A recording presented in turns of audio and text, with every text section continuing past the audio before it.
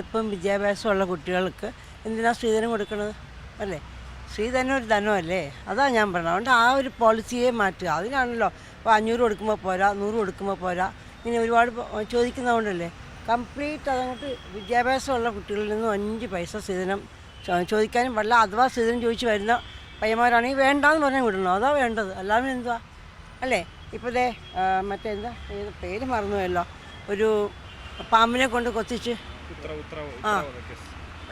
എന്തെങ്കിലും കാര്യമുണ്ട്, എന്നിട്ട് അയാൾക്കത് അനുഭവിക്കാനുള്ള യോഗമുണ്ടോ? അയാൾ ജയിലിൽ കിടക്കുകയല്ലേ? അതെ, ആയുർവേദ ഡോക്ടർ അല്ലേ? അതെ അതെ അതെ. എന്താ നേട്ടം അതുകൊണ്ട് അറിയൂ? ഒരു ഉപയോഗമില്ല. കാരണം അവർ പണം മാത്രം മോഹിച്ചാണ് അവർ ഇത് ചെയ്തതെങ്കിൽ അത് അവർക്ക് അനുഭവിക്കാനുള്ള ഭാഗ്യമുണ്ടോ? ഇല്ലല്ലോ. പിന്നെ എന്തിനു വേണ്ടി ഇത് ചെയ്യണു? അതൊരു ന്യായമായ ചോദ്യമല്ല. അതുകൊണ്ട് ഞാൻ പറഞ്ഞു, കംപ്ലീറ്റ്ലി ഇതങ്ങ് സ്റ്റോപ്പ് ചെയ്യുക. നല്ല വിദ്യാഭ്യാസവും ജോലിയും ഉണ്ടെങ്കിൽ അധ്വാനിച്ച് ജീവിക്കുക, അത്ര തന്നെ. ഒരു 5 പൈസ സ്ത്രീധനം കൊടുക്കരുതെന്നാണ് ഞാൻ പറയണത്, അല്ലേ? അത് കൊടുത്ത് പോരാഞ്ഞിട്ടല്ലേ ഇപ്പം ഇങ്ങനൊരു ഇഷ്യൂ വന്നത്, ആണോ? അല്ലേ? ഞാനതിന് എഗൻസ്റ്റാണ്. നമ്മളൊന്നും 5 പൈസ കൊടുത്തും ഒന്നും അല്ല കല്യാണം കഴിച്ചതും. വിദ്യാഭ്യാസം ഉണ്ടായിരുന്നു, പഠിച്ചു, ജോലി കിട്ടി, ജീവിച്ചു, അത്രയാണ്.